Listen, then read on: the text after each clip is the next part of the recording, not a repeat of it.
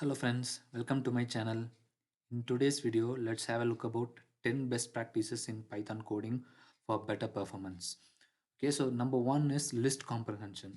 So list is a common data type which is used across Python programming and we use it day to day. In order to explain list comprehension better, like I will show you an example of calculating a square of numbers up to range of 10. Okay, so to calculate the squares of numbers up to range 10, so I've used a traditional loop. Okay, so here I've just declared as empty list and I'm just using a traditional for loop to calculate the square of the numbers up to 10. Okay, let me quickly run it. Yeah, now it has calculated the square. Similarly, I can do the same operation using instead of traditional loop, I can use it using a concept called list comprehension. So this, the one which I'm highlighting is the syntax for using list comprehension. Basically, first one is the expression, followed by first one is the expression for member in iterable. So if you see the example here, so first one is I into I is the expression, for member is here the member is I, and the iterable function iterable item iterable is range 10. So if I use this, I'm doing the same operation using list comprehension. So list comprehension is it's much faster than the traditional loop. Okay, so in the above traditional loop, if you see, for example, there if we are calculating the squares of numbers up to range 10. So if you see here, it is performing an append operation. So basically, for each loop, it's going and appending the squares of the number to the existing empty list, right? So for every loop it has to perform an append operation. So whenever the range increases, whenever the amount the loop quantity increases, the operation might become much slower. Whereas if you use the same if you use list comprehension in those concept, list comprehension are much better, are for from a performance wise, it's pretty much very faster. Okay, so that is all about list comprehension. And second thing is using built-in function. A built-in function is something which we commonly use in our day-to-day programming, but I just wanted to show you, in case if you are for example, if you're calculating a sum of two numbers, instead of putting a plus b, if you use a sum operation, basically sum function, it would be much faster. So it's always recommendable to use built-in function. So I have put a sample few functions over here, but there are quite a lot of built-in function which you can use in your Python programming day to day. Okay, and number three is use in possible in a for loop. I this is a common this is a common way of using a for loop. So I've seen many people using the for in a for loop, which is pretty common, and it from a performance wise, it is very much faster. So uh, so use in wherever possible. Okay, and fourth one is lazy module importing. And this is one of the common mistake most 99% of the programmers make nowadays. The reason is because you, at the start of the program, you generally import all the modules which you want to use for that particular program, right? So instead of using it at the initial of the at the beginning of the program, use that import function wherever necessary, even if it in the middle, somewhere in the middle of the program. The reason is because whenever you use import at the beginning of the program, all the memory, the import statement will consume quite a lot of memory. Basically, it's consuming the entire module or a package, and it consumes the memory and stores it, and the same memory is used across the program, uh, is used throughout the program.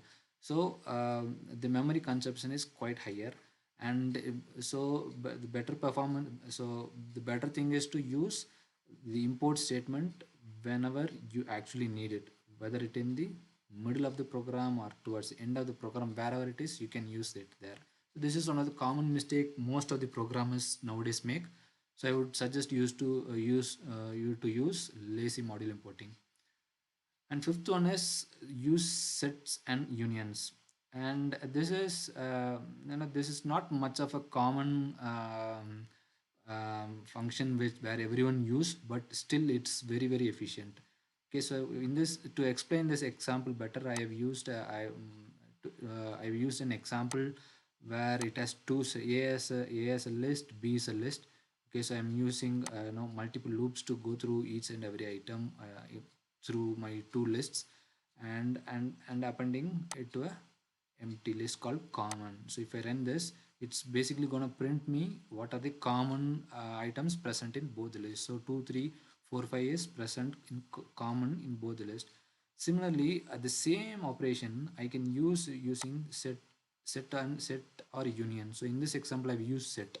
So the same operation, instead of using traditional loop multiple times, more of a nest, instead of using more of a nested loop, I can use uh, the set operation here. So it's from a coding point of view also it's very much easy, and from a performance point of view also it's very much easy. Okay, so fifth one was set using sets and unions, and sixth one is avoid global variables. So global variables are nothing but variables which are declared outside of a function. So variables declared inside of a function is called local variables. So generally local variables are much faster. In case if you are so global variables can be used. It's declared outside of the function, but it can be used outside a function or even within a function.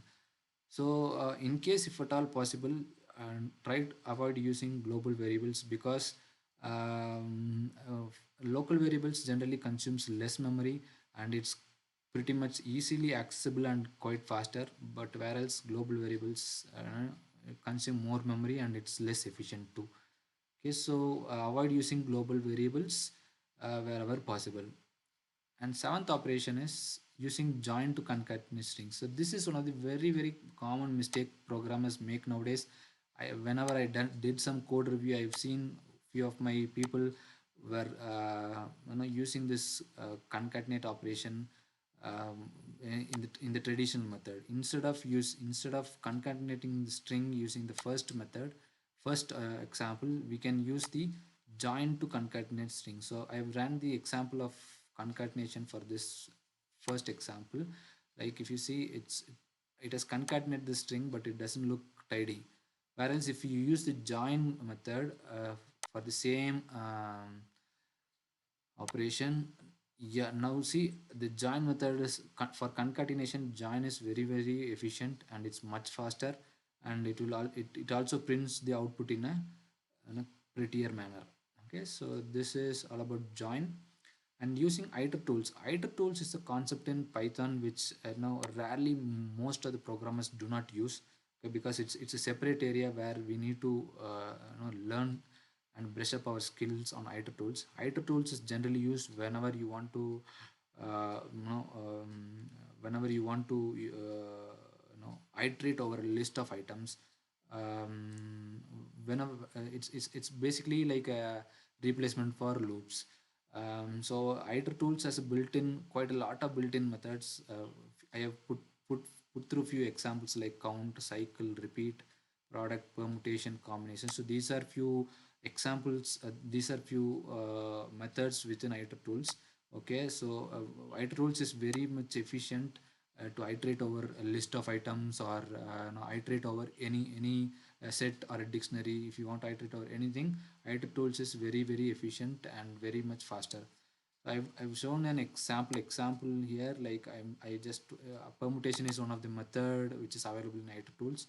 So for example, if I want to perform permutation of the string, then I can just use iter tools dot permutation method. Okay, if I quickly run this, yeah, so it's giving me the permutation and permutation of this string which I have entered in my permutation method. Similarly, like there are quite a lot of methods inside iter tools, so you can explore and learn more about it. And ninth one is using linked list. Even though linked list is one of the linked list is a very common you know way of it's linked list is quite popular, but in a day-to-day programming, I've seen many programmers hesitate using linked list. The reason is because people got used to, and people got stuck to using lists at the first point. So whenever they use since list is very easy to implement, people started using, people stuck using the lists itself. Whereas why do we need to go to linked lists is because lists works in a form of arrays. Okay, so the same memory mechanism, uh, the list and array works in a same memory mechanism. Basically, for an array you have to allocate memory initial of the at the initial of at the beginning of the operation. No, whereas linked list, for linked list you do not need to allocate memory. You can allocate memory then and there whenever it is needed. Okay, so you can append items wherever you need. So from a memory efficient point of view, from a performance point of view, wherever it is possible to use linked list, you can use linked list. So that's number 9. And final thing is exception handling. It's exception handling is very underestimated. The reason is because from performance point of view, doesn't even if it is very very helpful. The reason is because even if something goes wrong in your code, what what the common mistake programmers does is they do not exit the loop early. Basically, they do not exit the program whenever an exception occurs. So so exception handling is a very key part. Using try, except, method to for exception handling is very very key. The simple reason is because whenever a program works as unexpected, you need to exit early and come out of the step, so that you do not keep running on the entire program if something breaks in middle or something unexpected has happened. So exception handling is very very key, and it's very much recommended to use in your any programming. Okay, so that's all about exception handling, and these are the 10 examples or 10 best practices which a Python programmer need to follow for better memory management and better efficiency and better performance of your Python coding. Thank you, friends. If you have any questions, please post it in the comment section. I will try to answer as soon as possible. Thank you.